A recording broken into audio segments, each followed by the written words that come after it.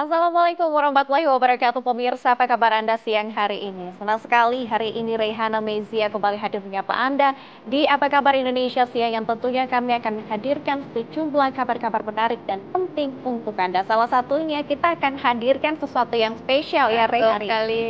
Nah, di FYP kamu pernah lewat gak Walid?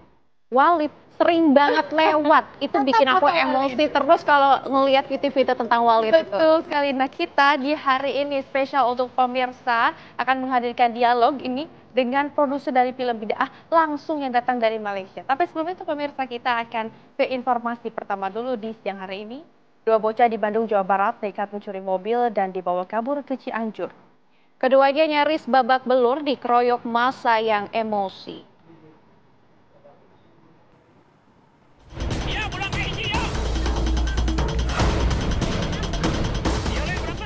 Inilah salah satu bocah pencuri mobil yang ditangkap oleh warga di sawah di wilayah Cianjur, Jawa Barat setelah sempat kabur dalam penangkapannya.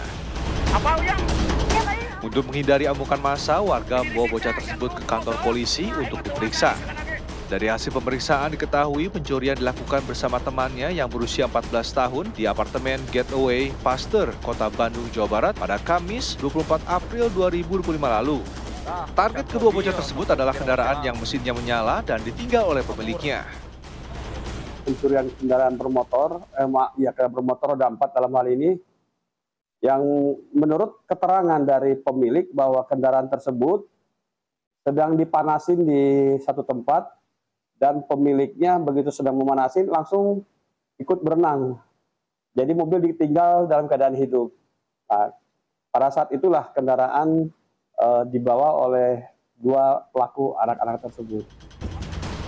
Keduanya ditangkap setelah anggota unit Reskrim Polsek Cicendo, Kota Bandung, melakukan penyidikan dan pengejaran hingga ke wilayah Cianjur, Jawa Barat.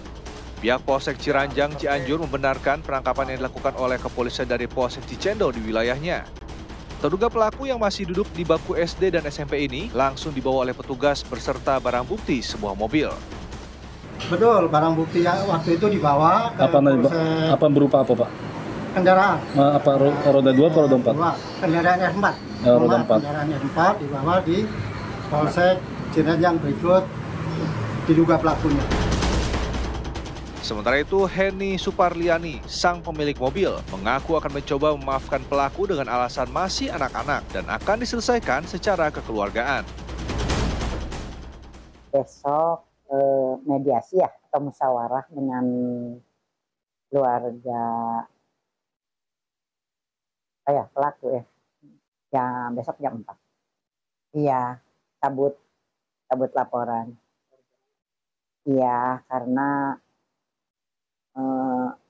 orang tidak mampu, kasihan orang tuanya. Ibunya itu buruh gitu di orang ayahnya juga buruh tani yang nggak punya lahan di Cianjur. Kasus pencurian kendaraan bermotor dengan dua pelaku yang masih di bawah umur ini kini masih dalam penanganan Polsek Cicendo di Bandung, Jawa Barat. Dari Bandung dan Cianjur, Jawa Barat, Cepi Kurnia, Hairon Syah, TV One mengabarkan.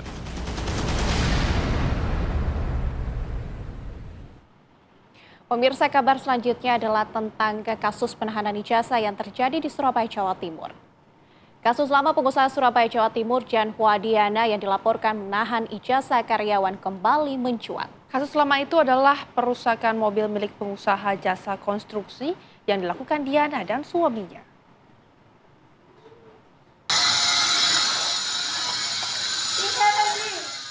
Video yang memperlihatkan Jan Huadiana dan suaminya Handi sedang merusak dua mobil viral. Mereka sedang bersih tegang dengan Paulus Stefanus, seorang pengusaha jasa konstruksi. Saya tidak mengerjakan proyek, rentang DP 200 juta dan tidak mau mengembalikan. Dan saya menuntut pengembalian DP saya hari ini. Atau dan mobilnya saya gembosi sekarang semua. Ya, boleh kalau tidak terima, kita langsung ke kepolisian. Saya mau senang. Ayo lihatkan depan deh. Lihatkan plat nomornya. Saya malah tambah senang.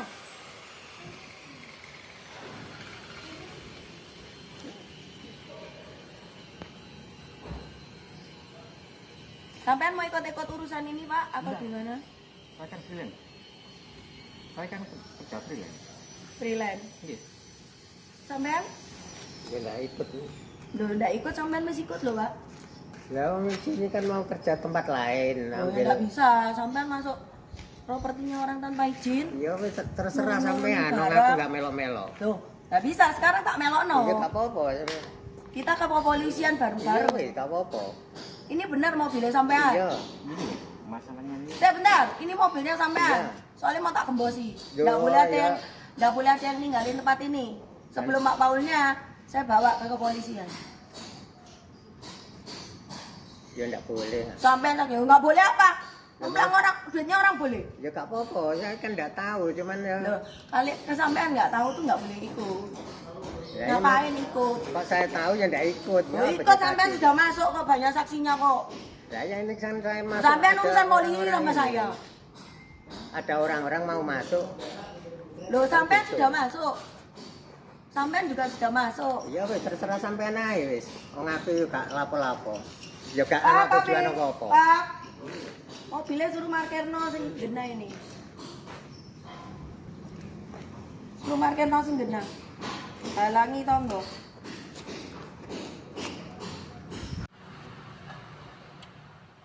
Diana dan suaminya memang menggerinda dan melepaskan seluruh roda mobil Stefanus dan rekanannya. Perbuatan Diana pun dilaporkan Stefanus ke polisi. Menurut Stefanus, kasus ini terjadi pada November 2024. Stefanus datang ke proyek rumah Diana karena ingin mengambil perancah yang disewanya dan sejumlah alat milik Stefanus karena proyeknya sudah selesai dan sewa perancah sudah jatuh tempo. Stefanus pun merugi hingga lebih dari 1 miliar rupiah dan kerugian itu terus berjalan. Setelah kita mulai nurunin alat, ada Bu Diana datang dengan suaminya ke lokasi. Saya diteriakin maling gitu. Padahal saya ngambil alat saya sendiri. Ya saya tentunya kan kurang suka ya dengan sebutan maling itu. Maka saya bilang, apa yang saya maling gitu. Saya ngambil alat saya sendiri. Tapi dia tetap nggak mau tahu dan mencegah saya untuk meninggalkan tempat itu dengan cara mencopoti ban kita berdua gitu. Jadi pickupnya juga dicopotin bannya, yang Mazdanya juga dicopotin bannya, bahkan punyanya Pak Yanto ini sampai digerinda juga baik bannya maupun mobilnya gitu loh. Jadi kita ini korban satu kejahatan satu keluarga, Pak. Kasus yang terjadi November tahun lalu ini sudah dilaporkan ke Unit Jatanras Polrestabes Surabaya 23 November. Namun hingga kini kasus tersebut tidak menunjukkan kemajuan. Maka Selasa kemarin Stefanus kembali ke Mapolrestabes Surabaya untuk menanyakan perkembangan laporannya. Menurut penyidik, Diana sudah dipanggil 2 kali, namun tak datang sehingga mereka kini sedang melakukan upaya pemanggilan paksa. Menurut Stefanus, kasus ini berkaitan dengan sengketa pembangunan kanopi hidrolik elektrik di rumah mewah milik Diana, kawasan Prada Kali Kendal, Surabaya. Kedua belah pihak sepakat biaya pembangunan kanopi 400 juta rupiah. Diana memberikan uang muka 200 juta rupiah. Namun saat proyek telah mencapai 80%, Diana secara sepihak memutus kontrak dan mengganti kontraktor. Dari Surabaya, Jawa Timur, Zainal Ashari, TV One mengabarkan. Itu 3 orang siapa aja? Kita berikan informasi lainnya untuk Anda pemirsa dari Jakarta. Aksi perampasan sepeda motor yang terjadi di jalan raya yang diduga dilakukan oleh mata elang atau penagih hutang makin meresahkan. Ribut debt collector, lagi ribut motor apa yang mau diambil nih? Motor Beat. Seperti inilah pemirsa keributan antara pengendara motor dengan mata elang atau debt collector yang terjadi di ruas Jalan Dan Mogot, Cengkareng, Jakarta Barat. Mata elang tersebut sempat menarik sepeda motor namun sang pengendara tetap mempertahankan kendaraannya. Satreskrim Polres Metro Jakarta Barat tengah memburu pelaku mata elang atau debt collector yang berada di dalam video tersebut. Masyarakat diimbau untuk melaporkan jika mengalami atau menyaksikan kasus serupa.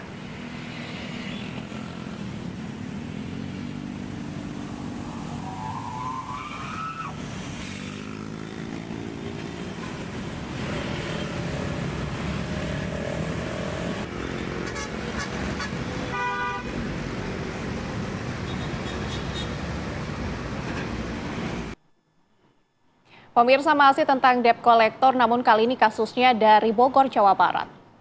Satreskrim Polresta Bogor Kota ini berhasil membongkar tempat penampungan sepeda motor di lahan kosong di Kampung Kramat, Kelurahan Tanah Baru, Kota Bogor, Jawa Barat.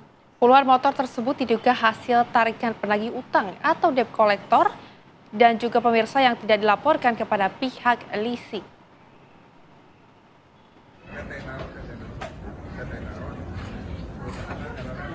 Puluhan sepeda motor ini ditemukan terparkir di lahan kosong di Kampung Kramat, Kelurahan Tanah Baru, Kota Bogor, Jawa Barat. Diduga sepeda motor ini merupakan hasil tarikan penagih utang atau debt collector yang tidak dilaporkan kepada pihak leasing. Penemuan ini merupakan hasil tindak lanjut penyelidikan yang dilakukan Polsek Bogor Utara berdasarkan laporan masyarakat. Sebanyak 26 sepeda motor ini kemudian dibawa ke Mapolresta Bogor Kota untuk dijadikan barang bukti. Namun petugas belum mengamankan pihak yang bertanggung jawab dan masih menyelidiki penimbunan motor ini. Selanjutnya kita akan melakukan pemeriksaan lebih mendalam terhadap kepemilikan atau keberadaan unit-unit kendaraan tersebut.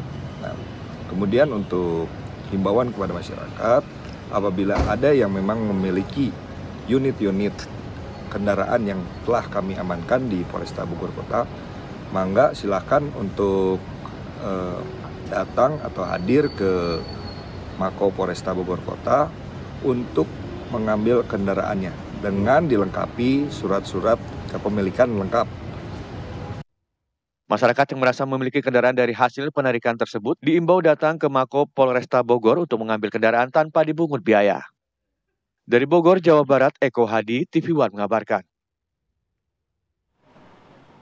Kita hadirkan informasi lainnya untuk Anda pemirsa dari Surabaya. Seorang guru diketahui diperiksa oleh pihak kepolisian karena diduga melakukan kekerasan terhadap siswa dalam pertandingan futsal. Dalam pemeriksaan ini, unit PPA Satreskrim Polrestabes Surabaya memanggil 7 saksi dari pihak korban hingga terlapor.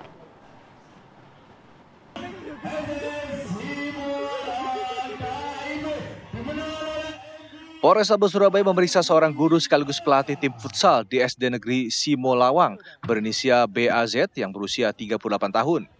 Guru tersebut diduga melakukan kekerasan terhadap siswa Madrasah Al-Hidayah berinisial BAI dalam sebuah pertandingan futsal yang berlangsung pada hari Minggu lalu.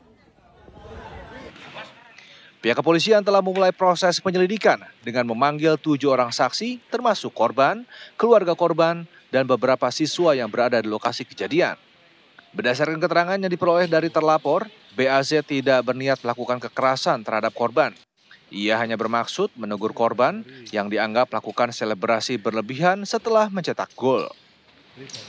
Kalau dari pihak pelapor memang sudah diambil keterangan juga. Itu tujuannya sebenarnya untuk menarik karena korban pada saat melakukan itu ketika dia selebrasi mungkin terlalu bergembira sehingga selebrasinya itu pas di depan kawan-kawan lawan main. Jadi gurunya itu datang untuk menarik tapi memang sudah terlalu keras sih, agak terlalu keras dia nariknya sehingga anak itu kelihatan seperti di video seperti dibanting itu ya, terpental lah, ya. Seperti itu. Sementara itu, orang tua korban menegaskan, walaupun terlapor tidak berniat untuk menyakiti putranya, tindakan kekerasan terhadap anak tetap tidak dapat dibenarkan. Hingga saat ini, penyelidikan masih terus berjalan. Dari Surabaya, Jawa Timur, Zainal Azhari, TV One mengabarkan.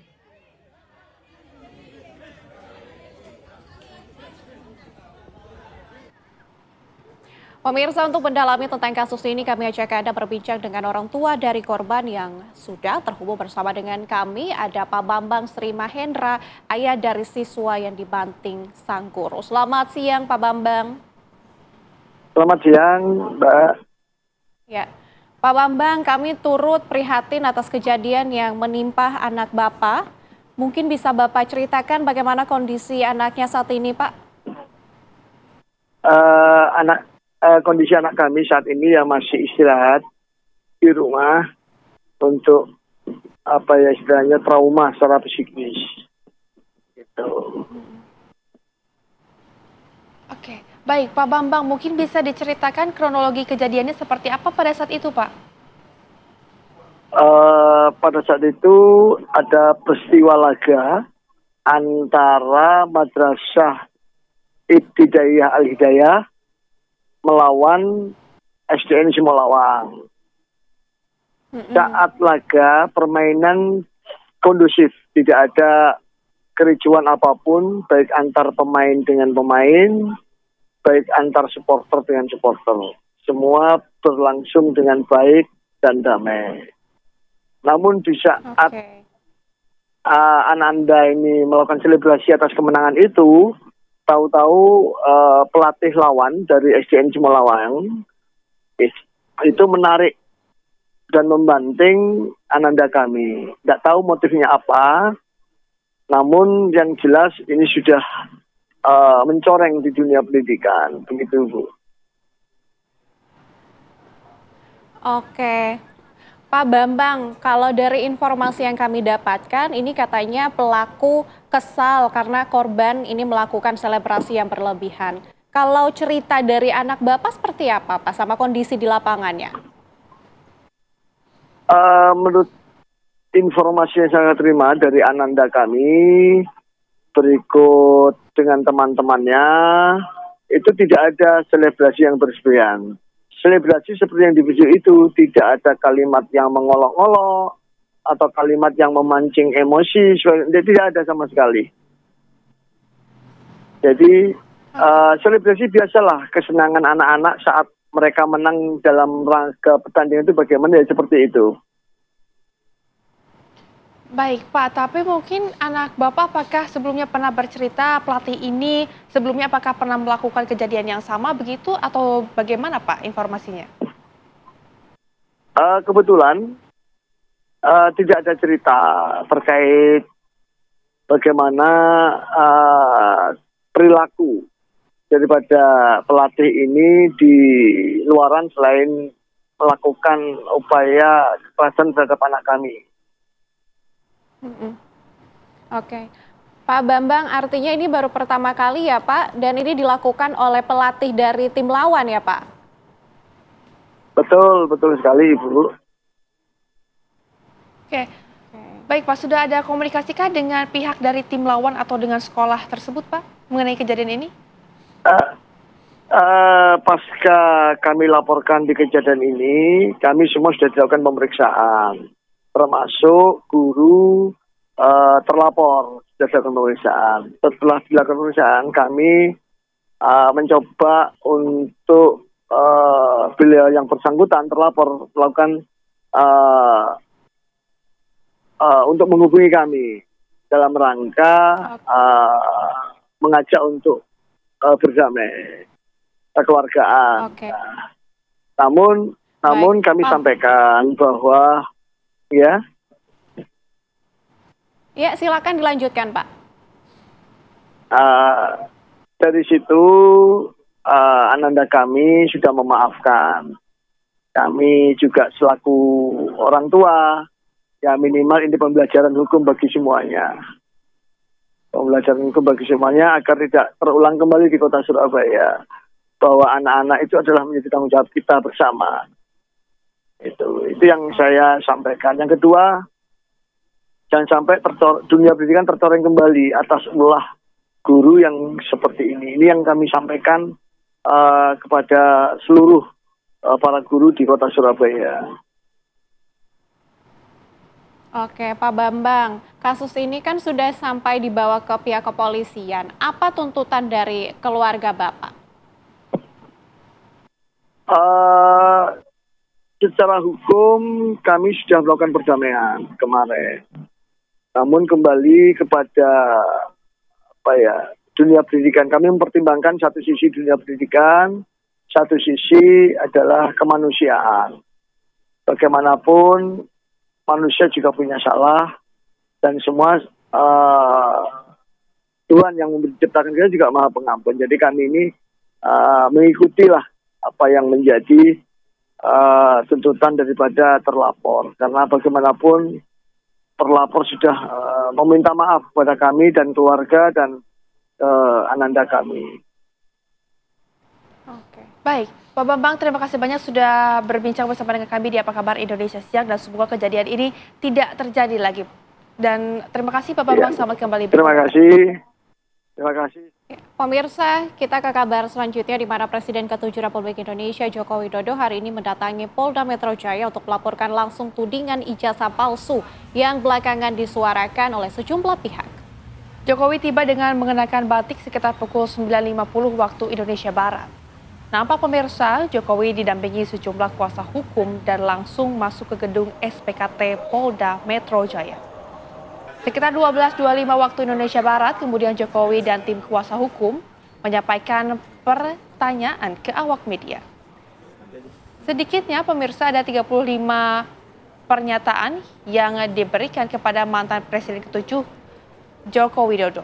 Polemik soal kasihan ijazah Jokowi masih belum menemukan titik akhir. Sidang perdana kasus ini pun pemirsa telah dimulai di Pengadilan Negeri Solo pada 24 April 2025 lalu.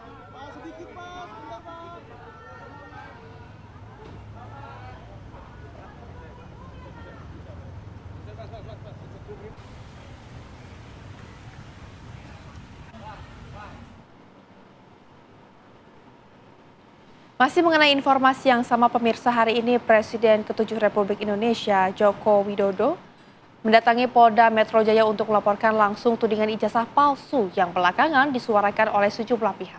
Kurang lebih 2 jam setengah Jokowi dimintai keterangan dan menjawab 35 pertanyaan dari pihak kepolisian. Berikut kami hadirkan keterangan Joko Widodo usai melakukan pelaporan.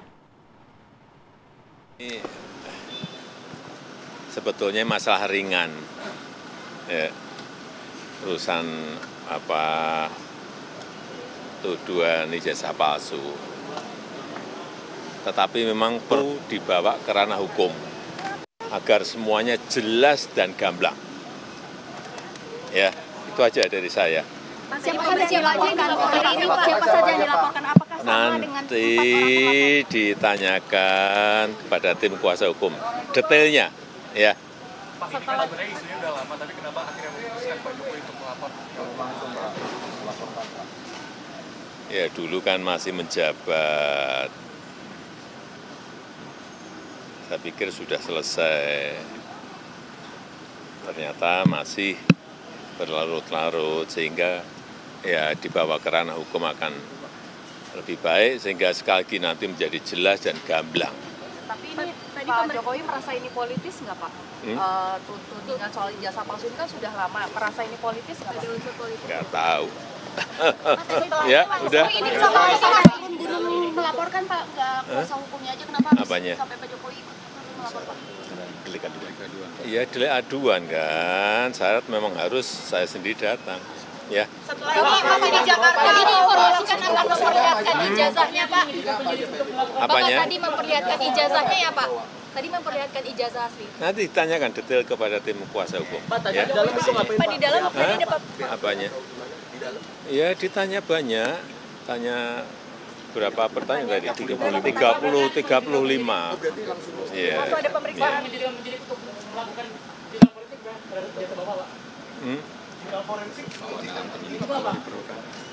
kalau diperlukan, ya silakan. Yang jelas sudah kita bawa ke ranah hukum. Ya. Pak, ini masih di Jakarta atau masih ke Solo Pak? Ini yang dilaporkan tindak pidana umum atau? Sekarang masih di Jakarta. Terima kasih Pak.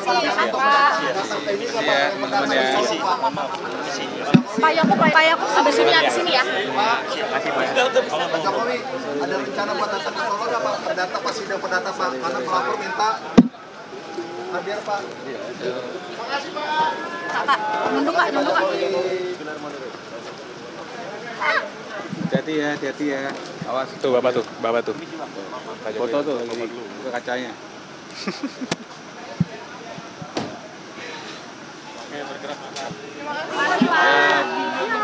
Masih kuasa hukum nih, masih kuasa hukum. Masih kuasa hukum ya.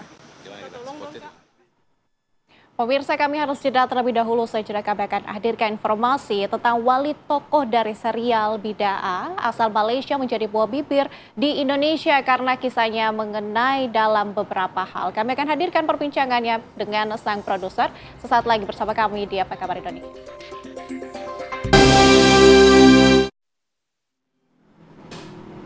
Masih bersama kami pemirsa di Apa Kabar Indonesia Siang. Seorang oknum pimpinan pesantren di Lombok Barat, NTB ditangkap polisi setelah dilaporkan oleh 10 korbannya pada santriwati. Ia diduga pemirsa kuat telah melakukan pelecehan seksual dengan berbagai modus.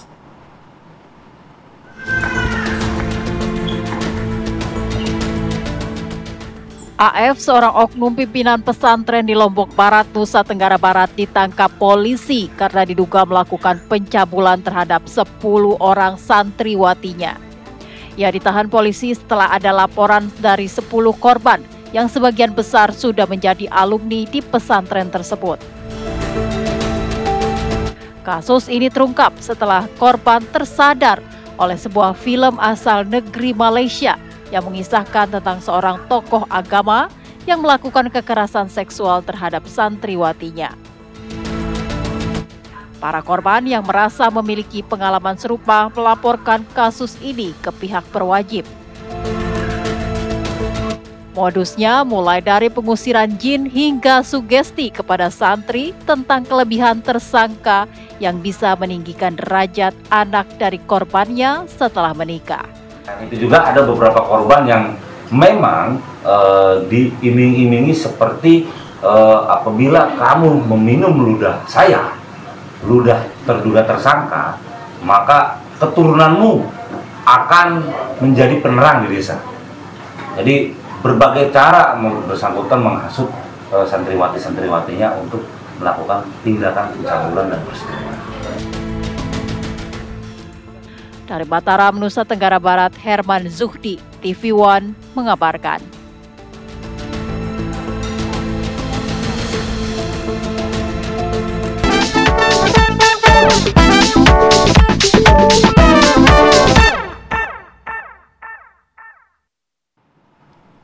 Pemirsa, sesuai dengan janji kita tadi, saat ini di studio kami sudah hadir produser serial Bida'ah yang mengangkat sekte sesat dengan memikat banyak perempuan.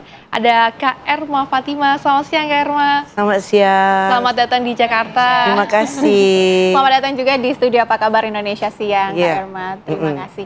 Kak Erma, serial dari drama Bida'ah ini sangat viral di Indonesia. Banyak orang-orang yang menganggap bahwa ini relate sekali dengan keseharian mereka, seperti santri-santri yang menganggap bahwa dengan film ini kita jadi paham bahwa ternyata ada guru-guru yang membuat mereka sesat. Bagaimana tanggapan dari Kak Erma? Sememangnya itulah perjuangan saya untuk Bida'ah. Saya berharap dengan melahirkan Bida'ah ini kita dapat memberi awareness kepada penonton di luar sana bahwasanya untuk mencari Tuhan, untuk mencari agama, kita harus ada ilmu juga. Jangan sebarang-barang mempercayai mursyid itu, kerana di dalam Bida'ah itu kita sudah lihat kan, kita bukan memerangi mereka, ulama-ulama yang mempunyai ilmu dan akhlak yang baik. Ada yang berilmu, berakhlak yang baik, ada yang menggunakan title itu, menggunakan penampilan itu untuk memesongkan akidah mereka-mereka yang bersamanya. Jadi ibu bapa di luar sana harus hati-hati mau hantar anak ke pesantren, mau hantar anak ke sekolah apapun, kita harus memantaunya. Dimanapun dan kapanpun kita harus waspada artinya. Ya, harus waspada. Tidak boleh sebarang mempercayai dan juga taksub. Ya, apabila ada lahirnya perasaan taksub itu yang kita akan menghalalkan meskipun kesalahan yang dilakukan oleh seorang guru. Tapi mungkin kita juga penasaran ya, film Bida'ah ini apakah terinspirasi dari kisah nyata, peristiwa yang benar-benar terjadi, atau bagaimana, Kak? Saya merasakan bahwa itu bukan sahaja peristiwa yang pernah terjadi dalam hidup saya ya, tetapi juga di halayak ramai, di orang ramai juga ya. Karena ini bukan satu cerita dongeng, ini bukan satu fiction, ini adalah satu reality. Dan Bida'ah dilahirkan untuk memerangi ajaran-ajaran yang tidak baik itu, ajaran-ajaran sesat ataupun memesongkan akidah orang-orang di luar sana. Kak Erma, tapi berbicara tentang serial ini kan angkat pasal agama, tentang isu-isu yang menganggap bahwa ini sesuatu yang sensitif begitu. Apa tantangan Kak Erma dalam pembuatan serial ini? sudah tentu tantangan utamanya adalah kecaman. Kecaman daripada mereka yang nggak menonton. Mereka cuma melihat klip-klip daripada sosial media. Potongan-potongan Ya, potongan-potongan dari sosial media. Mereka nggak nonton sehingga selesai. Jadi ada beberapa ulama juga yang mengecam bid'ah ini dan menganggap kita memerangi ataupun menjatuhkan maruahnya seorang ulama. Tetapi demi Tuhan tidak ada niat saya untuk memerangi ulama dan tidak ada sebab untuk saya memerangi ulama. Saya sebagai orang Islam, saya menghormati ulama yang berilmu dan berakhlak. Tetapi kalau mereka-mereka yang sudah menggunakan kesempatan, udah menyimpang, kenapa saya harus diamkan? Kita udah sampai masanya kita nggak bisa simpan permasalahan ini di bawah karpet. Ya, kita harus menunjukkan kepada orang juga supaya mereka ada awareness dan berhati-hati gitu. Tapi dalam proses pembuatannya sendiri, apakah ada diskusi begitu dengan pemangku agama tertentu atau mungkin dengan ustadz atau seperti apa? Nggak ada. Nggak ada? Nggak ada. Oke. Tapi memang banyak yang cakap bahwa serial ini diangkat dari pengalaman pribadi dari Kak Irma sendiri. Ya, saya pernah. Saya pernah berada di dalam satu pertubuhan itu ya, atas dasar untuk membantu mereka kerana mereka menjaga penagih dadah itu narkoba. Melalui agama. Mereka dibimbing dengan menggunakan agama. Jadi berlakulah isu yang seperti itu dan di situ saya terpaksa menyelamatkan anak-anak itu. Oke, faham. Oke, tapi Kak Irma, sebenarnya nih yang membuat serial ini viral adalah pelakon Walid. Betul sekali. Kenapa Kak Irma memilih Faisal Hussein sebagai tokoh Walid dalam serial ini? Faisal Hussein adalah salah seorang daripada pelakon terbaik di Malaysia ya. Pelakon terbaik di Malaysia dan saya merasakan wajahnya, perwatakannya pas untuk wataknya Walid. Tapi sebetulnya sebelum akhirnya memutuskan satu nama, apakah ada tokoh-tokoh lain atau pertimbangan lain begitu? Iya, ada. Yang lain? Ada. Tapi ada beberapa nama. Jatuhnya ke yang ini yang satu ini. Tapi memang kalau dilihat ya, tiap kali lihat sosial media tuh pasti keluar Walid lagi, Walid terus. Tapi pernah berekspektasi tidak kalau akan se-booming ini, akan se-viral ini? Saya tidak pernah menyangka se-booming ini. Dan saya juga tidak pernah menyangka yang mereka akan jatuh cinta sama Walid. Sehingga semuanya ada Walid. Ada sepatu Walid, ada sarden Walid, tatap mata Walid, ada filter Walid. Jadi saya nggak menyangka begitu. Saya berharap penonton-penonton Indonesia ya nggak apa-apa terusin untuk mencintai Walid, tetapi dalam waktu yang sama harus juga mencintai apa yang diperjuangkan oleh Hambali dan juga Baiduri. Oke, apa pesan-pesan yang ada di dalam serial Bid'ah ini bisa dipaham juga oleh masyarakat-masyarakat yang menonton? Meskipun mereka bikin parodi dan sebagainya ya, mereka bisa meneruskan untuk mencintai Walid, nggak apa-apa. Tapi saya berharap pesan dari sinetron itu dapat kepada mereka juga. Oke Kak Irma, kita harus jeda dulu ya Kak Irma. Nanti kita juga masih banyak tanya-tanya juga ke Kak Irma. Dan pemirsa Apa Kabar Indonesia Siang masih akan kembali untuk Anda. Saat lagi tetaplah bersama kami. Terima kasih pemirsa, Anda masih bersama kami di Apa Kabar Indonesia Siang. Kita akan kembali lagi berbincang bersama dengan Kak Irma di sini. Tadi masih ini mengenai Walid. Banyak sekali netizen yang juga marah, tokoh-tokoh agama yang marah juga melihat Walid. Apakah memang tujuan dibuat bid'ah ini seperti itu atau bagaimana nih Kak Irma? Ya, Mbak katanya Ustadz Somad ya. Siapa yang makan cili dia yang rasa pedas. Kan kita ada ramai ulama-ulama di luar sana yang berilmunya tinggi, yang berakhlaknya baik.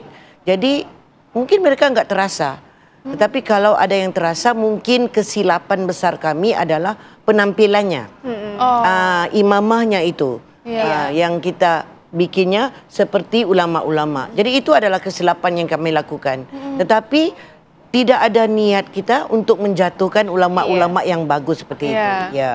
Kak Irma, tapi salah satu karakter baik dalam film ini adalah Baiduri. Apa pesan yang ingin Kak Irma sampaikan dari karakter ini? Baiduri adalah seorang wanita Islam ya, yang memperjuangkan hak-hak wanita dan juga akhlaknya seorang wanita muslimah yang sebenarnya. Jadi dia saya melahirkan watak yang seperti itu untuk menjadikannya ikon, untuk menjadikan seorang pejuang. Ramai anak-anak muda di luar sana yang mempunyai ilmu agama, yang pulang dari luar negara dengan ilmu agama. Jadi mereka inilah yang harus turun berjuang untuk membasmi ajaran-ajaran sesat ini. Iya, karena mereka udah ada ilmunya. Iya. Jadi itu adalah ikon-ikon yang saya lahirkan agar saya dapat memberi motivasi kepada orang di luar sana, anak-anak muda, supaya turun berjuang untuk kebenaran, untuk Islam ya, untuk ummah. Ya. Kak Erma, tapi kalau dilihat sendiri dari case-nya sendiri ya, atau pelakon yang ada di film Bid'ah ini, apakah sebelumnya mereka juga mengetahui adanya sensitivitas dari cerita ini?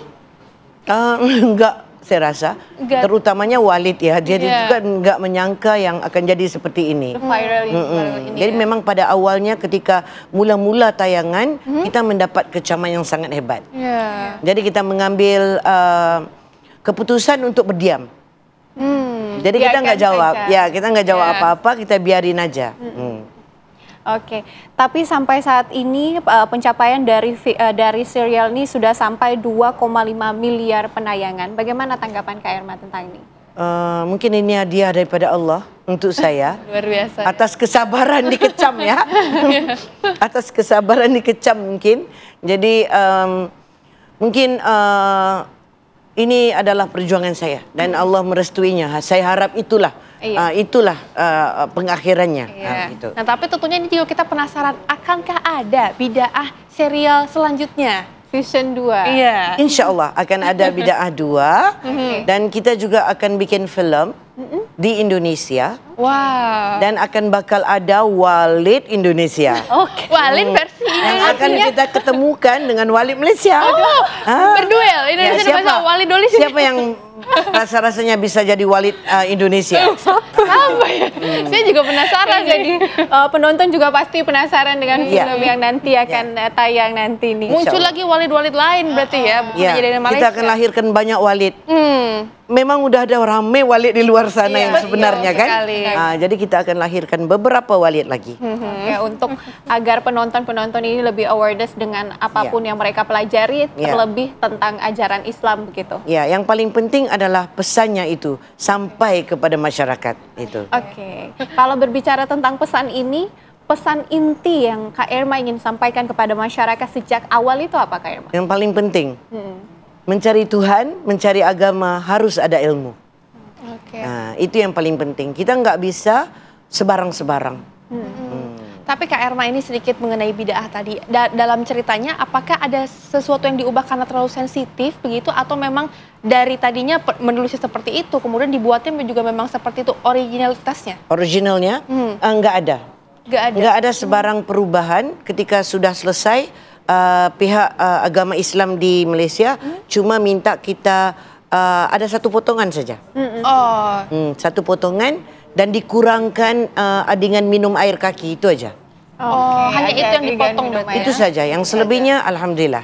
Wah, ini luar biasa ya memang. Nanti kita akan hadirkan juga, akan tunggu juga kehadiran dari Walid Indonesia. Mungkin kita akan bawa Walid ya. Tapi apapun, karena sinetron ini mainnya di View ya sebelum ini. Jadi saya harap yang belum menonton bisa tunggu tanggal 2 Juni nanti main di Trans TV. Baik. Kak Erma, ini juga kita ingin tahu bagaimana proses riset Kak Erma sebelum mengangkat serial nih. Sebenarnya research untuk Bid'ah 2 lagi banyak dari Bid'ah 1 ya. Bid'ah 1 itu adalah berdasarkan pengalaman saya sedikit dan juga berdasarkan daripada kejadian-kejadian yang berlaku di Malaysia.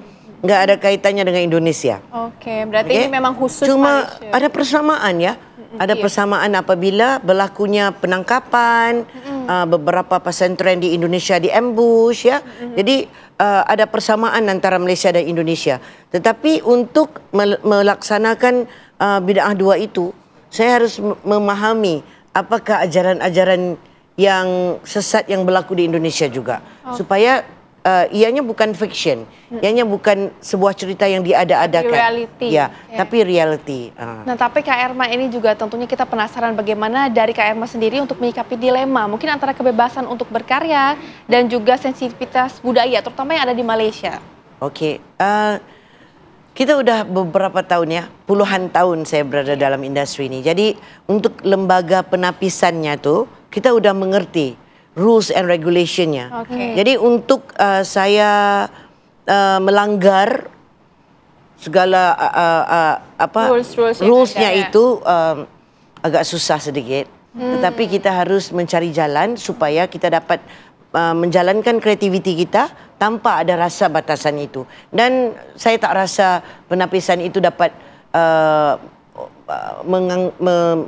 mengongkong ya kreativiti saya.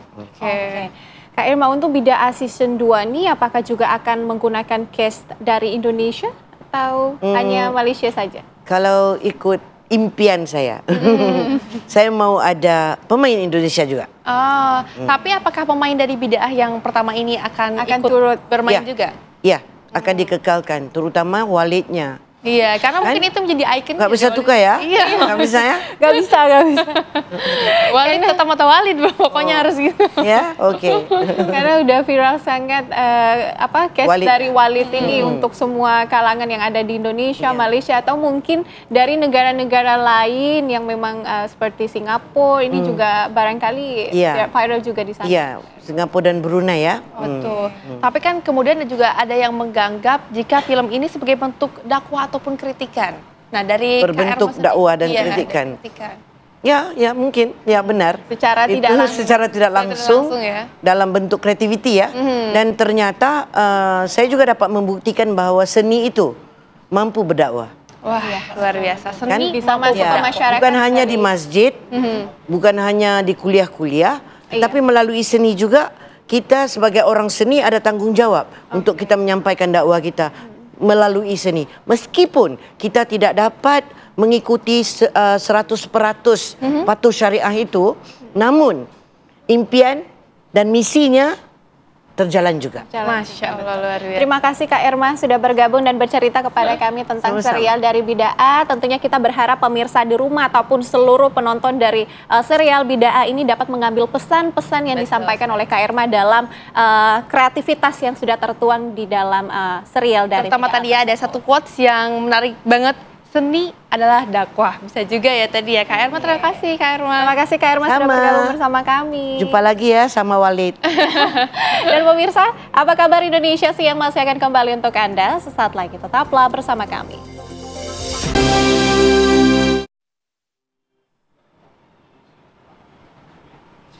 Masih bersama kami pemirsa di Apa Kabar Indonesia Siang. Kita akan hadirkan informasi lainnya untuk Anda. Tumpukan sampah menutup separuh jalan di sebagian ruas Jalan Warakas, pemirsa Jakarta Utara, di mana sampah didominasi oleh sampah rumah tangga.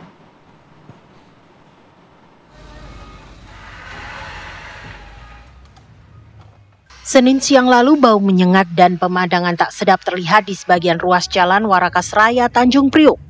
Kondisi itu mengganggu aktivitas warga sekitar dan pengguna Jalan Warakas. Di tengah upaya petugas membersihkan sampah di jalan itu, ada saja warga yang tak punya kesadaran membuang sampah sesuka hati. Tapi, warga mengatakan mereka buang sampah sembarangan karena tidak ada tempat pembuangan sampah sementara di area permukiman. Bahkan, gerobak pengangkut sampah pun tak ada. Karena yang di dalam memang dari RT RW kan nggak ada kayak penampungan sampah gitu ya. Jadi kan emang udah dari dulu emang selalu dikumpulin di sini gitu. Jadi dari RT RW pun minta gerobak pun nggak ada persediaan. Jadinya mau nggak mau ya disuruh buang ke pinggir jalan sini. Berarti artinya sudah ada buat harapan ada gerobak gitu ya? Ada yang buat penampungan nanti diambil seperti yang mobil-mobil losbak yang diambil. Biasanya kan ada yang mobil dari PPSU tuh. Karena di sini kan nggak ada. Sementara setelah alat berat mengeruk sampah dan membawa sampah ke mobil pengangkut, 7 meter kubik sampah berhasil disingkirkan dari jalan. Karena begitu banyak dibutuhkan sebuah truk sampah ukuran besar untuk mengangkut limbah warga tersebut. Berarti banyak pengendara yang buang juga, bukan warga sekitar sini banyak? Iya, warga dari mana aja Kang yang mau berangkat kerja di sini. Kan banyak warga nah akhirnya numpuk nih Pak. Ini Iya. Sangat mengganggu nggak sih Pak? Apa bagaimana sih Pak? Emang tidak diperbolehkan atau seperti apa? Ya gimana ya Mas ya, habis kita di sini satu-satunya titik lokasi warakas yang ada, karena lokasi yang lain tidak ada. Cuman kita jam buangnya sudah berkoordinasi dengan kelurahan, jadi setiap jam 5 kita ambil, selesai minimal jam 8, jam 9. Sepertinya masalah ini sudah lama terjadi dan belum teratasi. Apakah hingga hari ini masalah tersebut masih terjadi? Dari Jakarta, Dava Akbari, TV One mengabarkan. Nah pemirsa, apakah masalah sampah di Warakas ini sudah selesai? Kita akan tanyakan langsung kepada rekan kami Iman Fajar yang sudah siap memperbarui informasi dari lokasi. Iman Fajar, bagaimana kondisi di sana? Apakah sampah-sampah di lokasi Anda ini sudah tidak ada atau bagaimana?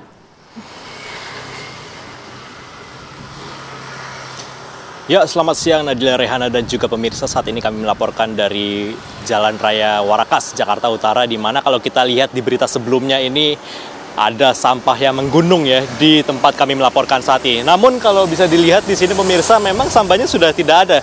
Namun seperti apa sih yang kemudian terjadi di lingkungan ini? Langsung saja kita tanyakan dengan warga sekitar. Di sini ada Bapak Indra ya Pak ya. Selamat siang Pak. Selamat siang. Oke. Pak Indra, berarti ini di RW berapa nih Pak? RW 3. RW 3. Ya, Kelurahan Warakas. Kelurahan Warakas. Pak, kalau kita lihat di berita sebelumnya kan sebelumnya sampahnya banyak nih ya Pak ya. Tapi sekarang udah bersih nih. Ini sebenarnya apa sih Pak yang terjadi? Emang pembuangan sampah itu buangannya dari jam 11 malam sampai jam 8 pagi. Jam 8 pagi itu harus bersih total gitu. Jadi tidak ada yang menumpuk gitu ya. Gitu. Berarti memang untuk dari jam 11 malam ya, warga-warga ini baru diperbolehkan untuk membuang sampah di tempat ini. Kalau dari warga sendiri sebenarnya apakah memang sudah terbiasa buang di sini atau memang tidak ada tempat membuang sampah atau seperti apa sih Pak sebenarnya? Emang dari dulu udah pembuangan gitu ya kan. Jadi tidak ada yang komplain, tidak ada ini. Kalau mau ada yang komplain dari rumah ke rumah sini, warga sini kalau dibilang mau komplain, tapi itu warga sini tidak ada yang komplain gitu ya kan. Karena dia buang jam 11 malam, pagi bersih. Tidak ada kemacetan, tidak ada apa gitu. Lancar-lancar aja. Seperti yang Anda lihat lah sekarang kan begitu ya kan kenyataannya. Gitu. Berarti memang ini sudah dari dulu ya Pak ya. Kalau warga ini buang sampah dari jam 11 malam kemudian jam 8 pagi sudah diangkut sehingga bersih seperti sekarang. Kalau tadi Bapak bilang memang tidak ada hal yang dikeluhkan oleh warga ya. Kalau misalnya untuk pembuangan sampah sendiri, apakah di tiap rumah ada pembuangan sampah kemudian mereka taruh di sini atau gimana? Tidak ada itu, tidak ada pengangkutan ya. Semua rata-rata buang kemari. Itu dari Kelurahan Sungai Bambu pun pada buangnya kemari. Sebenarnya itu tidak boleh ya kan ini gitu. Mau dilarang gitu ya kan. Cuma tidak ada gitu ya kan. Cuma bebas-bebas saja gitu ya. Seharusnya ini yang buang sampah di sini tuh warga mana aja sih Pak? Khusus warga Kelurahan Warakas saja, terutama RW 2 sama RW 3 itu. Tidak ada buat orang lain gitu ya kan, cuma khusus gitu, dihususkan gitu ya. Cuma karena sudah gimana sih timbul merakyat gitu ya kan, jadi semua gitu ya kan. Jadi yang seharusnya hanya untuk Kelurahan Warakas RW 2, RW 3, tapi kelurahan lain juga ikut buang di sini, jadi makanya itu yang bikin banyak ya Pak ya? Yang itu yang bikin numpuk sampah gitu ya kan. Sebenarnya tidak ada sih kalau untuk RW di sini sebenarnya tidak ada nyampe gunung gitu ya kan. Ya. Tapi kalau misalnya sampahnya menggunung nih Pak, kira-kira dari warga sendiri apa sih Pak kira-kira keluhannya gitu atau tidak ada keluhan atau gimana Pak? Buat warga terutama RW 2, RW 3 ya, itu sebenarnya tidak ada keluhan ya kan. Karena pagi sudah bersih gitu. Biar menggunung gimana itu tidak ada keluhan. Mungkin orang yang lewat aja lah yang karena yang ini ya kan. Kalau buat warga sini ya tidak ada keluhan karena apa? Pagi-pagi udah bersih. Nah, kalau tidak bersih gitu ya warga juga marah gitu. Makanya pagi jam 8 jam 9 itu udah bersih total. Anak sekolah pun masuk ya kan. Kan di sini ada sekolahan gitu. Jadi tidak mengganggu buat lingkungan gitu ya kan. Untuk memastikan nih Pak agar warga ini baru boleh buang sampahnya jam 11 malam itu untuk di sini tuh apa saja sih Pak yang dilakukan kalau boleh tahu? Di sini kan dijaga oleh PPSU. Dia dijaga dari siang sampai jam 11 malam. Itu dia jaga, tidak ada yang boleh buang. Nanti boleh buang jam 11 malam, gitu. Baru dibolehkan buang gitu. Lain itu tidak ada lagi. Tidak ada lagi. Kalau misalnya untuk jalan ini sendiri memang ramai kendaraan kalau pagi atau seperti apa sih Pak kondisinya? Ya namanya jalur utama juga dibilang ya.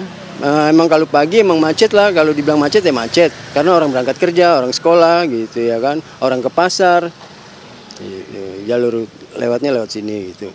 Berarti kalau boleh saya simpulkan nih Pak, sebenarnya untuk permasalahan sampah yang ada di sini atau warga membuang sampah di sini sebenarnya tidak dikeluhkan oleh warga RW 2 dan RW 3 terutama ya Pak ya. Tapi mungkin ada dari kelurahan lain yang kemudian membuang di sini, itu yang membuat jadi banyak ya Pak ya. Mungkin terakhir nih Pak, harapannya mungkin untuk pemerintah Jakarta terutama untuk mengatasi permasalahan sampah ini seperti apa Pak? Ya kalau bisa ya buat pemerintah gitu harus di tiap-tiap kelurahan harus dikasih tempatnya lah gitu, biar tidak ada berantakan kayak gini lagi yang seperti di viral nih ya kan, gitu. Saya minta itu aja dari ya warga gitu. Pak Indra, terima kasih banyak Pak atas waktunya, sehat dan sukses selalu Pak. Itu dia pemirsa wawancara kami dengan salah satu warga di Kelurahan Warakas, Jakarta Utara yang memang kalau kita lihat di sini sudah tidak ada sampah yang menggunung seperti yang ada di berita sebelumnya. Dan memang untuk warga sekitar juga tidak terlalu mengeluhkan adanya tumpukan sampah karena memang sudah terbiasa membuang sampah di sini. Namun masukan juga tadi dari Pak Indra dan juga warga sekitar sini mungkin untuk setiap kelurahannya dapat diberikan tempat pembuangan sampah yang memadai agar tidak kemudian terjadi tumpukan sampah seperti yang ada di berita sebelumnya. Sementara itu. Baik, terima kasih Man Fajar atas laporan Anda. Selamat kembali beraktivitas.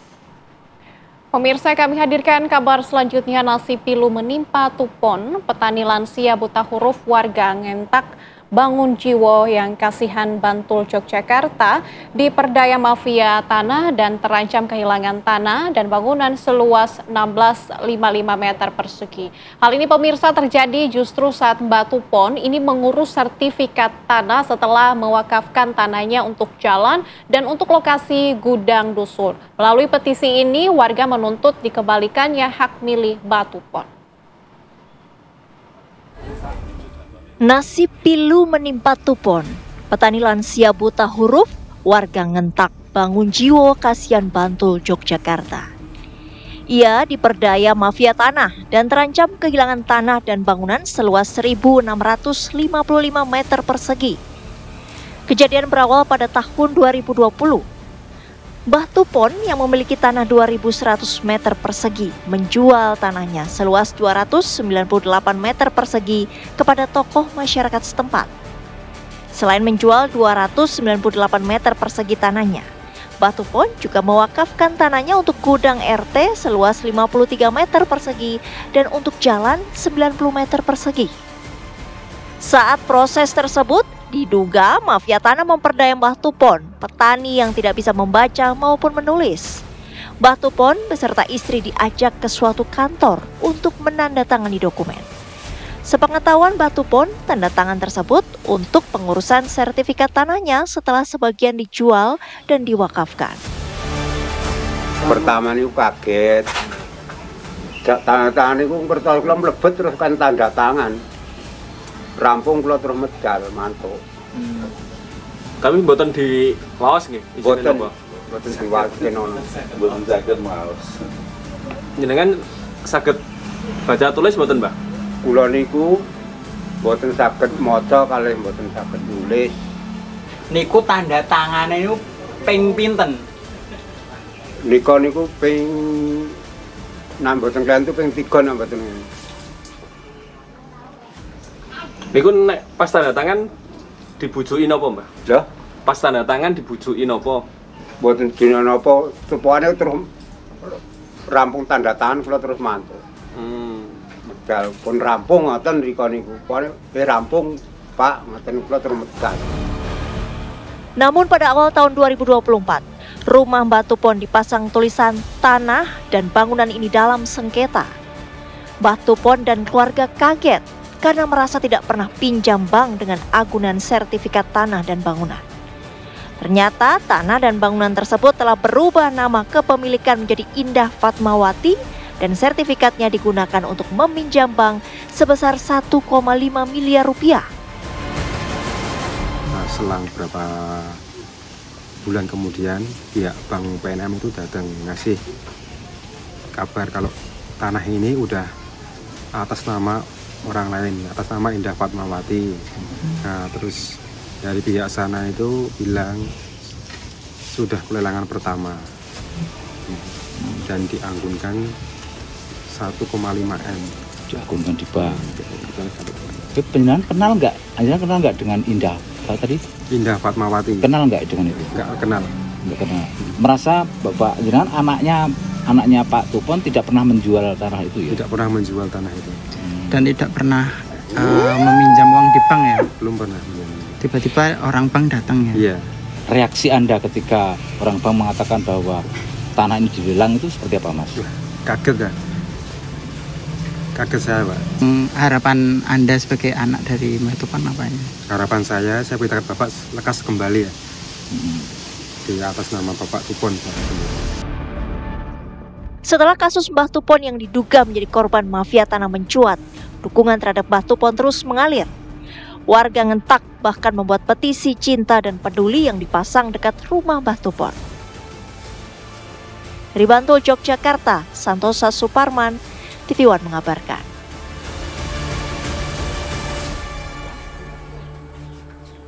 Sejeda apa kabar Indonesia Siang akan kembali menemani Anda dengan sejumlah informasi lainnya. Tetaplah bersama kami.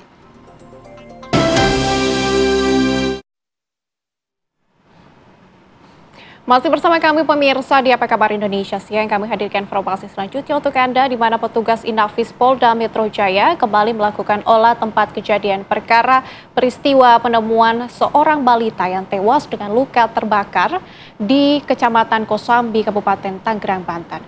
Korban yang berusia 4 tahun itu ditemukan di sebuah kontrakan teman pria sang ibu korban.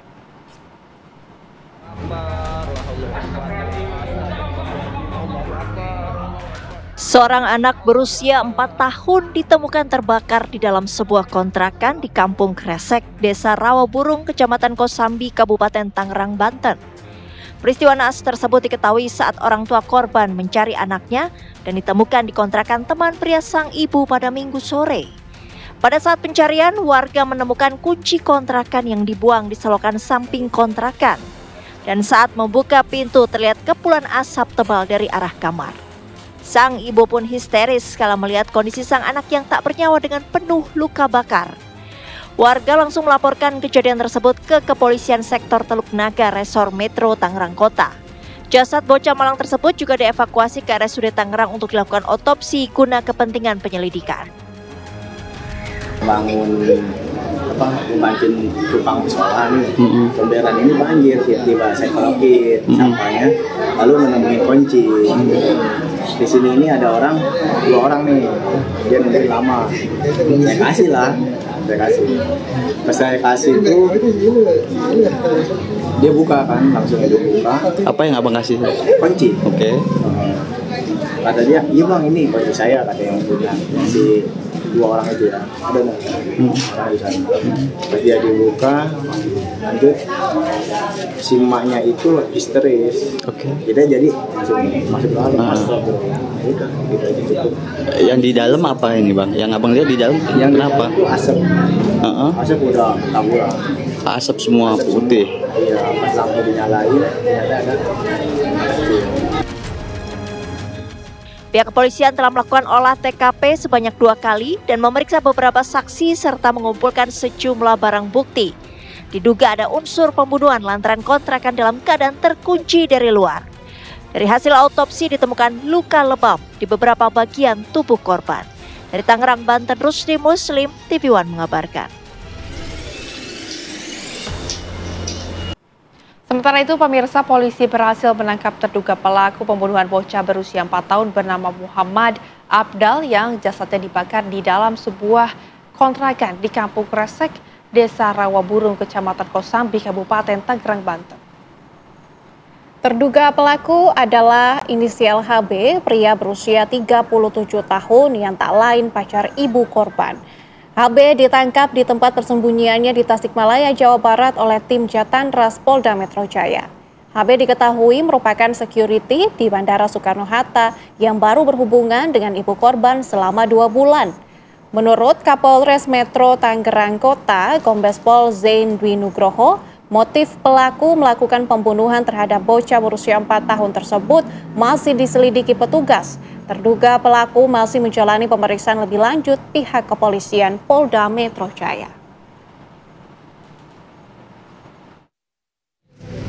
Diduga pelaku yang melakukan tindak pidana tersebut adalah saudara HB, adalah seorang security yang bekerja di kawasan Bandara Soekarno-Hatta,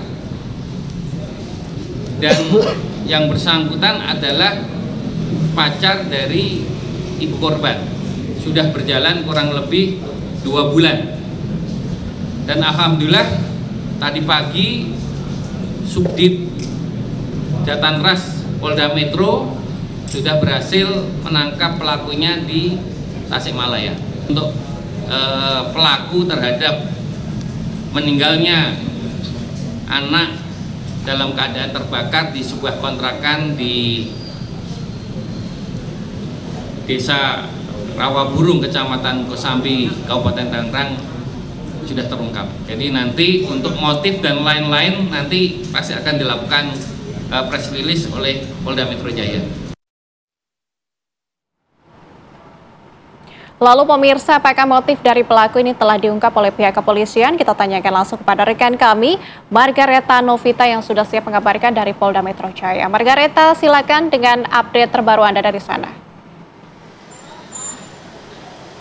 Ya Nadila, Rehana dan juga pemirsa, untuk update terbaru dari Polda Metro Jaya, memang hari ini akan dilaksanakan konferensi pers oleh Direskrimum Polda Metro Jaya mengenai update kasus pembakaran bayi yang ada di Tangerang, dan memang nanti konferensi pers akan dilakukan pada pukul 15.30. Dan informasi lain yang bisa kami sampaikan, ini Polda Metro Jaya bersama tim gabungan Polres Metro Tangerang Kota ini telah berhasil mengamankan pelaku ini berinisial HB yang diduga melakukan pelecehan dan juga kekerasan terhadap korban berinisial MA yang berumur 4 tahun di Tangerang. Dan memang bisa kami jelaskan bahwa penangkapan dan juga pengamanan yang dilakukan oleh Polda Metro Jaya dan tim gabungan ini terjadi pada 29 April kemarin nih pemirsa, sekitar pukul 6.30 pagi, di mana HB ini diamankan ataupun ditangkap di persembunyiannya tepatnya di Tasikmalaya, Jawa Barat. Dan bisa kami informasikan juga bahwa HB ini bekerja sebagai petugas keamanan atau security Bandara Soekarno-Hatta, dan di sini perannya ini sebagai kekasih dari ibu kandung MA. Dan bisa kami sampaikan juga ini pemirsa mengenai kronologinya sendiri. Ini ibu kandung dari korban yakni berinisial F ini mencari anaknya ke kontrakan HB yang diduga sebagai pelaku. Namun pada saat itu kontrakan masih terkunci, dan tak lama setelah itu warga yang sedang membersihkan saluran air ini menemukan kunci rumah yang ketika dicocokkan dengan pintu dalam kontrakan HB ini akhirnya terbuka, dan ketika dibuka dilihat di dalam kamar memang ditemukan korban MA sudah dalam kondisi tewas dan juga terdapat beberapa luka bakar. Nah, untuk motif maupun pasal yang disangkakan kepada pelaku HB ini nanti akan diungkapkan dalam konferensi pers yang nantinya akan dilakukan pada hari ini pukul 15.30 nanti. Sementara kita tunggu bagaimana nanti hasilnya, bagaimana pasal yang akan disangkakan, kemudian juga apa motifnya akan diungkap di konferensi pers di Reskrimum nanti sore. Kembali ke studio. Baik, terima kasih Margareta Novita atas laporan Anda. Selamat kembali beraktivitas. Pemirsa, 6 orang korban luka yang kondisinya membaik dan 3 jenazah yang teridentifikasi sudah dipulangkan dari Rumah Sakit Umar Wirahadikusuma, Sumedang, Jawa Barat. Satu persatu korban luka akibat kecelakaan maut di Tol Cisumdawu, kilometer 189 wilayah Sumedang berangsur-angsur membaik dan pulang dari perawatan di Rumah Sakit Umar Wirahadikusuma, Sumedang. Pada hari Rabu pagi, Rumah Sakit Umar Wirahadikusuma, Sumedang sudah tidak menangani para korban luka maupun jenazah lantaran sudah dijemput keluarga sejak Selasa malam kemarin. Pihak rumah sakit sempat menangani sebanyak 6 korban luka termasuk supir dan 3 jenazah korban yang tewas di lokasi kejadian. Sebelumnya kecelakaan maut terjadi di tol Cisumdawu kilometer 189 di mana mobil travel Bhinneka diduga hilang kendali dan menabrak bagian belakang truk tronton. Kasus kecelakaan masih dalam penyelidikan unit Gakum Satlantas Polres Sumedang.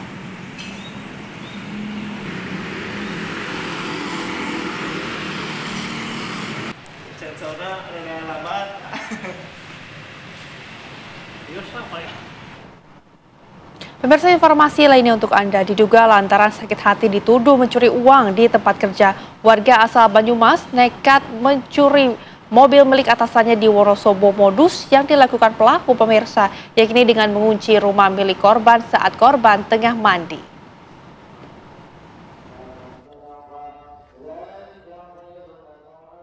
Agus Prianto, 30 tahun, warga Sokanegara, Purwokerto Timur, Kabupaten Banyumas, berhasil ditangkap Satreskrim Polres Wonosobo usai melakukan aksi pencurian mobil di rumah korban di Dusun Jelamprang, Wonosobo.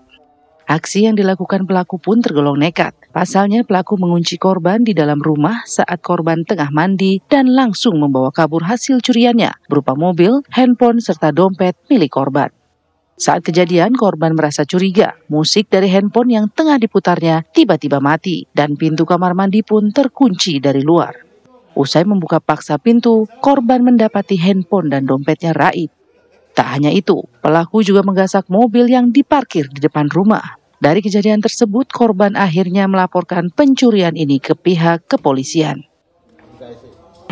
Pelaku dengan korban ini sudah saling mengenal ya, karena memang dia pernah kerja di situ ya, pernah kerja, tapi karena sakit hati, kemudian sudah mempunyai niat untuk mengambil roda 4 dari korban. Pelaku diduga sakit hati kepada korban karena pernah dituduh menggelapkan uang kantor oleh korban yang merupakan atasannya. Berbekal rekaman CCTV, dalam waktu 7 jam pelaku berhasil dibekuk di Sokaraja, Banyumas. Pelaku kini diamankan termasuk barang bukti sebuah mobil, telepon selular, dan dompet milik korban. Dari Wonosobo, Jawa Tengah, Ronaldo Bramantio, TV One mengabarkan. Pemirsa, kami hadirkan informasi selanjutnya. Siswa SMA mengerjakan ujian biologi menggambar alat vital masing-masing viral di media sosial. Guru berdalih agar siswa kelas 9 bisa memahami alat reproduksi masing-masing. Ya, ini loh anak baik loh ya, ulangan sendiri, gurunya ngapain? Rekaman video sejumlah murid SMAN di Kabupaten Bandung, Jawa Barat yang sedang mengerjakan ujian biologi ini viral di media sosial. Hal ini lantaran soal ujian para siswa diminta menggambar alat kelaminnya masing-masing. Video tersebut direkam langsung oleh sang guru perempuan yang memberikan soal ujian tersebut. Usut punya usut, guru yang diketahui bernama Weti Yuningsih berdalih agar siswa kelas 11 bisa memahami alat reproduksi masing-masing. Menanggapi hal tersebut, Ruslan, salah satu guru sekolah, mengatakan guru bersangkutan sedang mendapatkan pembinaan dari pihak sekolah dan pengawas.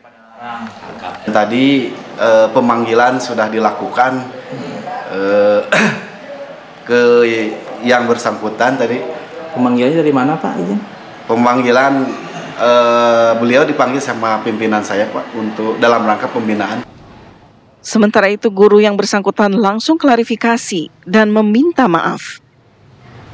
Nama saya Weti Yuningsih, guru biologi yang sudah membuat video tentang ujian reproduksi manusia. Saya meminta maaf karena kurang berhati-hati dalam membuat konten yang mungkin sebaiknya tidak perlu diposting di media sosial. Adapun konten itu sebetulnya terkait dari bagian pembelajaran biologi kelas 11 tentang reproduksi, di mana siswa diharapkan untuk memahami alat reproduksinya masing-masing. Saya menerima kritik dan saran dari para netizen untuk kedepannya lebih berhati-hati. Saya sudah menghapus video yang ada di akun saya, dan untuk akun-akun yang merepost video saya sudah di luar tanggung jawab saya. Dari Kabupaten Bandung, Jawa Barat, Endra Kusumah, TV One mengabarkan. Pemirsa, kami harus jeda terlebih dahulu. Usai jeda kami akan hadirkan informasi tentang sebuah patung biawak yang terletak di Desa Krasa, Kecamatan Selomerto, Kabupaten Wonosobo mendadak viral di media sosial. Kami akan hadirkan informasi selengkapnya saat lagi. Tetaplah bersama kami. Masih bersama kami di Apa Kabar Indonesia Siang. Pemirsa, diduga alami depresi seorang bule pria asal Rusia nekat berlari tanpa busana dan alas kaki di halaman Tugu Monumen Nasional atau Monas, Gambir, Jakarta Pusat. Victor, bule asal Rusia berusia 36 tahun ini langsung diamankan petugas TNI dan Satpol Pamong Praja. Victor nekat berlari tanpa busana dan alas kaki dari pintu gerbang Monas Timur hingga Cawan Monas. Dirinya menuturkan baru tiba di Jakarta menggunakan kereta api usai mengunjungi Taman Wisata Gunung Bromo di Jawa Timur. Victor mengaku tak lagi memiliki kartu identitas lantaran paspornya telah dirusak sendiri di bandara saat baru tiba di Indonesia. Usai dibawa ke Polres Metro Jakarta Pusat untuk diperiksa, Victor akan diserahkan ke pihak imigrasi Jakarta Pusat.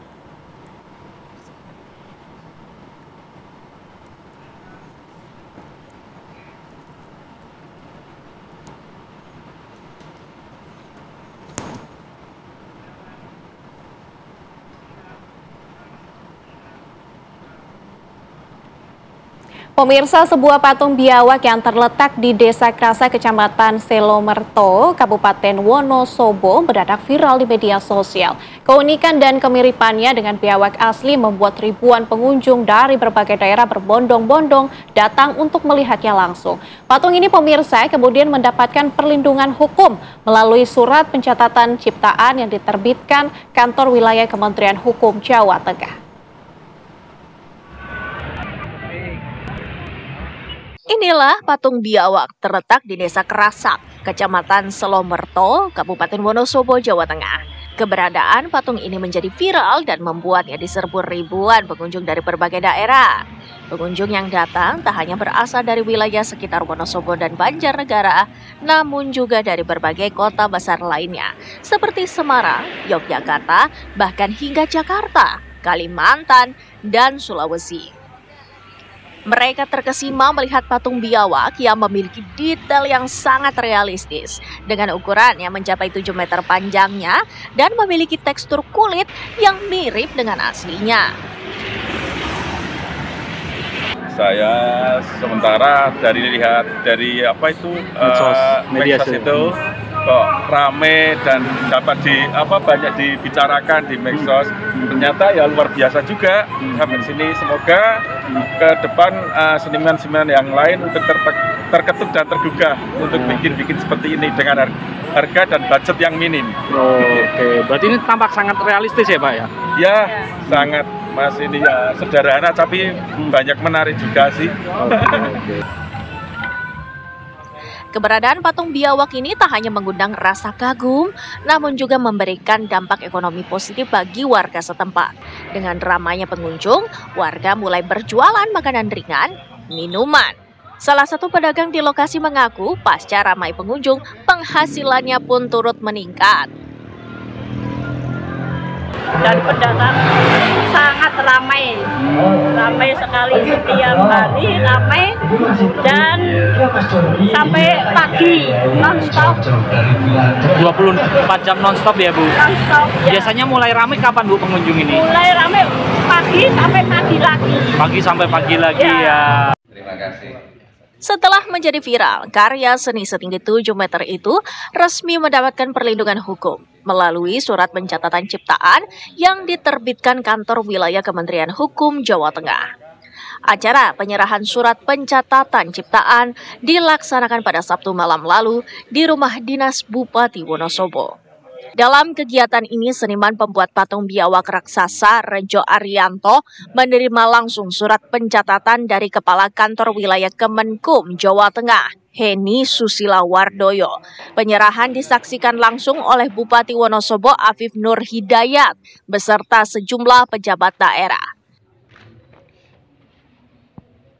Tentunya saya ingin memberikan satu penghargaan dari Kementerian Hukum, ya, dari Kementerian Hukum di mana atas hasil karya yang saat ini sangat viral kita tahu bersama, yaitu Tugu Monumental Kasak Menyawa.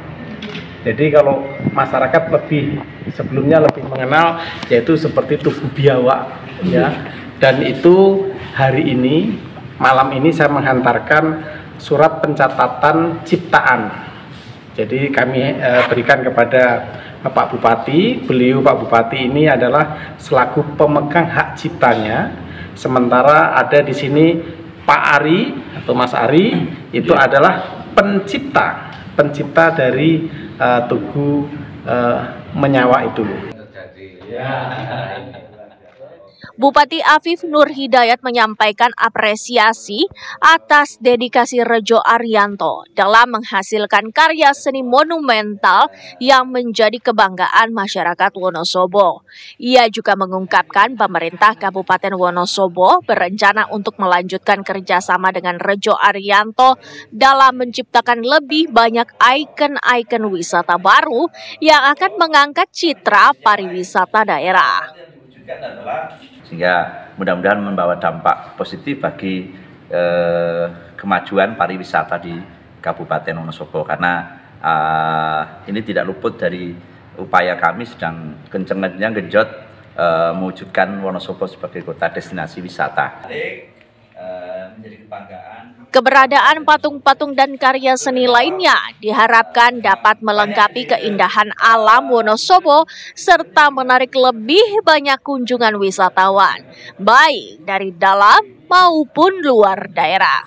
Dengan demikian, Wonosobo tidak hanya dikenal sebagai destinasi alam seperti Dieng Plato, melainkan juga sebagai kota karya seni dan budaya.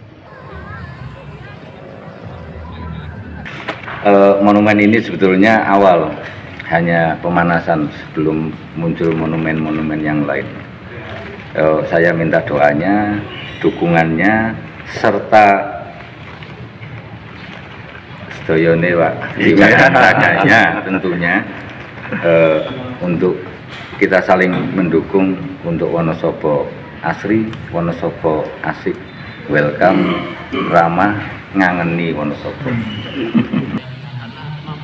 Dari Wonosobo, Jawa Tengah, Ronaldo Bramantio, TV One mengabarkan.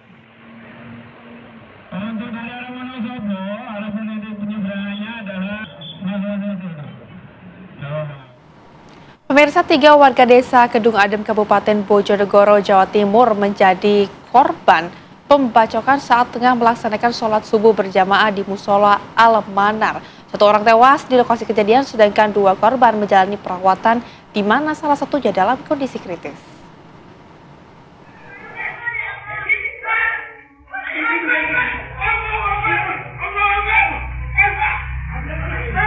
Usai membacok sepasang lansia dan seorang tetangganya di Musola Al-Manar, Desa Kedung Adem, Bojonegoro, Jawa Timur, pelaku berusaha melarikan diri.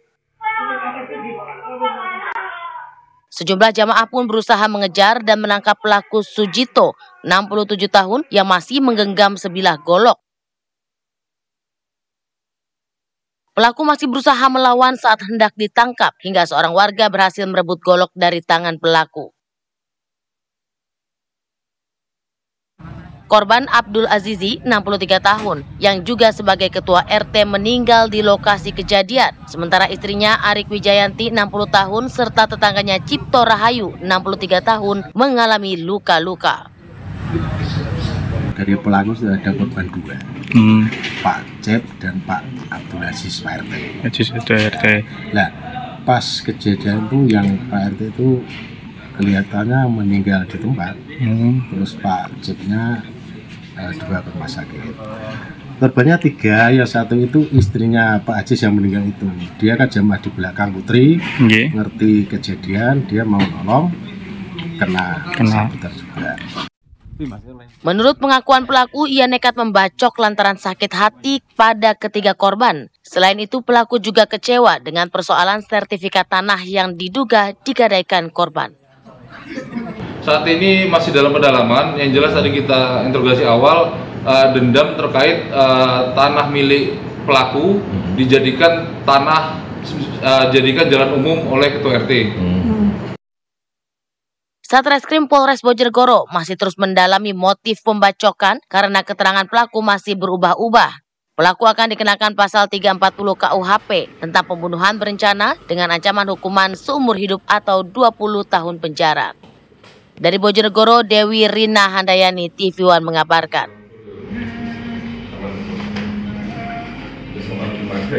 Pemirsa, apa kabar Indonesia Siang masih akan kembali untuk Anda saat lagi dengan informasi tentang jasad seorang lansia di Kota Bandung, Jawa Barat diduga dikubur anaknya dalam kamar. Informasinya sesaat lagi, tetaplah bersama kami.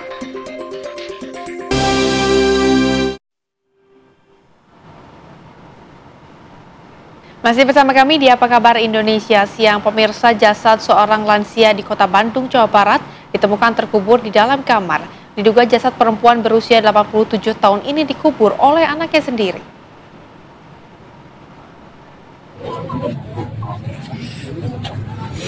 Beginilah kondisi di dalam kamar tempat seorang lansia bernama Cacah, warga Remah Kaler, Sadang Serang, Kecamatan Coblong, Kota Bandung, Jawa Barat. Diduga korban dikubur di dalam kamar oleh anaknya sendiri sejak 1 pekan lalu.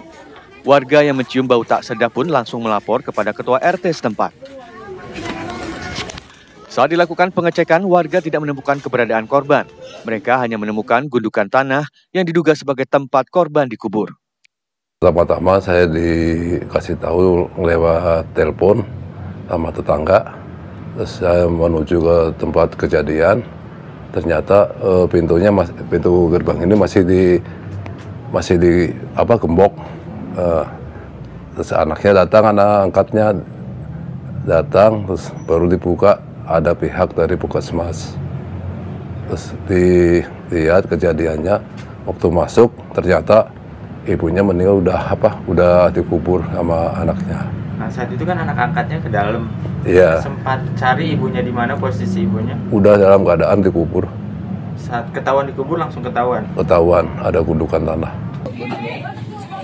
Kasus ini kini ditangani Kepolisian Polsek Coblong. Sementara anak korban yang juga pelaku langsung diamankan dan dibawa ke Rumah Sakit Kejiwaan di Cisarua, Lembang. Dari Bandung, Jawa Barat, Cepi Kurnia, TV One mengabarkan.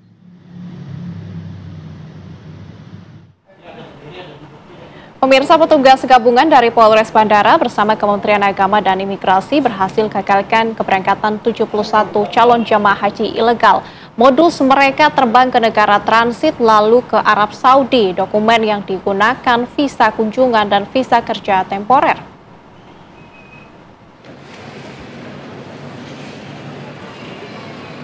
Satuan Reserse Kriminal Polresta Bandara Soekarno-Hatta bekerja sama dengan Kementerian Agama dan Imigrasi selama 15 hingga 28 April 2025 berhasil menggagalkan 71 calon jamaah haji ilegal. Mereka tidak menggunakan seragam haji dan berangkat dari Bandara Soekarno-Hatta, tidak langsung ke Saudi Arabia, namun transit ke negara bebas visa. Mereka menggunakan visa turis atau visa kerja temporer yang berlaku selama 1 tahun. Calon jamaah haji ilegal ini tidak hanya perorangan, namun juga ada yang dikoordinir Biro Travel dengan biaya mulai dari 100 hingga 250 juta rupiah. Polisian dan imigrasi akan terus melakukan upaya-upaya pencegahan dan monitoring sehingga kita harapkan tidak ada masyarakat yang akan berangkat dan lolos, dan tentu kalau bisa berangkat tentu akan ada dampak-dampak dan risiko hukum yang akan dirasakan oleh masyarakat kita. Profiling penumpang dilakukan untuk mencegah keberangkatan calon jemaah haji ilegal.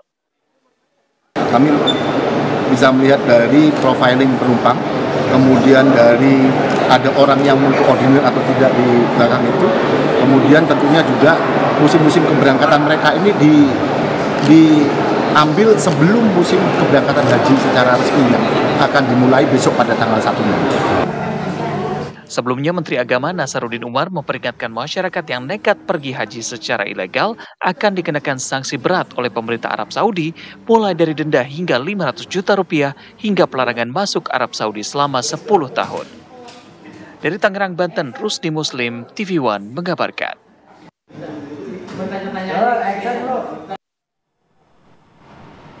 Masih mengenai ibadah haji, pemirsa, Menteri Agama Nasaruddin Umar mengimbau jemaah untuk tidak memaksakan diri ke Arab Saudi tanpa visa haji.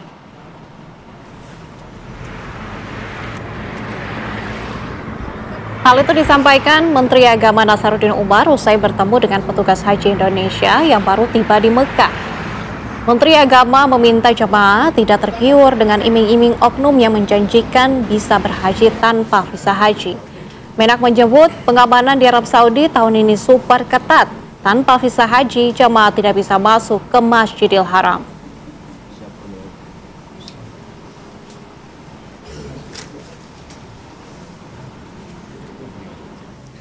Jadi inilah saya menghimbau kepada seluruh jamaah haji yang mungkin ada yang menjanjikan kamu bisa haji, lebih baik menghindari daripada nanti terlunta-lunta nasibnya di sini, ya, dioper ke sana kemari, pesawat mau pulang itu pun juga nggak ada lagi, kemudian hotel sudah penuh juga semuanya, akhirnya terlantar di sini. Jadi saya menghimbau sekali lagi jamaah haji yang mendapatkan janji-janji manis daripada oknum-oknum tertentu seperti tahun lalu beda dengan tahun ini, sangat super ketat. Jadi lebih menghindari kemudaratan yang bisa terjadi. Kita niatnya mencari kepuasan batin, malah justru memetik dosa karena mengutuk semuanya orang. Jadi inilah harapan kami. Pemirsa, sejumlah kabar penting menarik lainnya masih akan kami hadirkan untuk Anda. Saat lagi tetaplah bersama kami di Apa Kabar Indonesia Siang.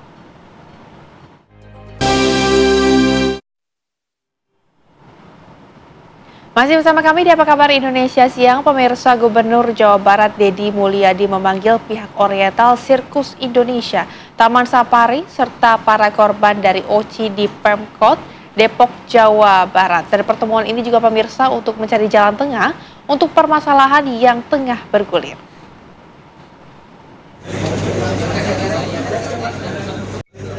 Tak hanya pihak OCI, Taman Safari, dan korban, Deddy Mulyadi pun memanggil pemerintah Kabupaten Bogor dan Kapolres Bogor untuk membahas masalah kekerasan yang dialami para pemain sirkus di Oriental Sirkus Indonesia OCI. Deddy Mulyadi mengatakan, masalah hukum terkait kasus pemain sirkus OCI sudah dalam tahap SP3. Meski begitu, pihaknya tetap akan mencarikan solusi dan mempertemukan kembali pihak OCI dan para korban. Dari sisi hukum, kan peristiwanya sudah selesai, sudah SP3, ya kecuali melakukan gugatan yang lain, itu hak ranahnya pengacara. Tetapi dari sisi personality, saya sudah ngajak mereka nanti Rabu depan, keluarga Taman Safari bertemu dengan mereka yang merasa hilang identitas dirinya, nggak tahu nama orang tuanya, mengalami penderitaan fisikis selama dia bekerja sebagai petugas sirkus atau pegawai sirkus atau artis sirkus di OCI, dan kemudian mereka tidak terdaftar sebagai karyawan. Dari Pak Bupati, Pak Rudi Susmanto maupun juga saya, Pak Jade Ruhani sebagai Wakil Bupati, kepada keluarganya yang tadi menyampaikan aspirasi difasilitasi oleh Pak Gubernur, kami juga turut prihatin karena itu persoalan lebih kepada pribadi dan sudah lama. Kami tidak mengetahui terkait dengan persoalan hukumnya, itu bukan menjadi ranah kita. Kita praduga tak bersalah, kan? Saya rasa cukup baik ya. Kita sungguh-sungguh membuat pengertian bahwa yang menjadi berita di akhir-akhir ini itu sebenarnya kan OCI ya, dengan personal-personal ataupun oknum-oknum yang dituduh seperti itu ya. Kami dari pihak Taman Safari sih menyayangkan itu bisa lanjut kepada Taman Safari gitu. Di Taman Safari kalau bisa dilihat sendiri ya, kita memiliki karyawan ribuan ya, dan kita selalu menjunjung tinggi ya, yang namanya HAM, kemanusiaan, hukum, kita selalu menjunjung tinggi. Direksi Taman Safari mengatakan pihaknya tidak berkaitan dengan Oriental Sirkus Indonesia. Meski demikian, pihaknya siap membantu mencari solusi atas kasus tersebut. Dari Depok, Jawa Barat, Meli Kasna, TV One mengabarkan. Pemirsa, kami hadirkan kabar selanjutnya dari wilayah Jakarta. Mulai hari ini seluruh ASN di lingkungan pemerintah Provinsi Jakarta wajib menggunakan transportasi umum setiap hari Rabu. Aturan ini berlaku tanpa terkecuali pemirsa, termasuk Gubernur Jakarta Prabowo Anung. Pramono Anung meninggalkan kendaraan dinasnya dan beralih naik Transjakarta untuk memulai aktivitasnya. Pramono Anung naik Transjakarta dari halte Taman Suropati Jakarta dan turun di halte Matraman karena ada kegiatan di Hotel Balairung, Matraman, Jakarta Timur. Kebijakan ini diharapkan pemirsa mampu mendorong budaya penggunaan transportasi umum serta mengurangi kemacetan dan polusi sesuai dengan instruksi Gubernur DKI Jakarta nomor 6 tahun 2025.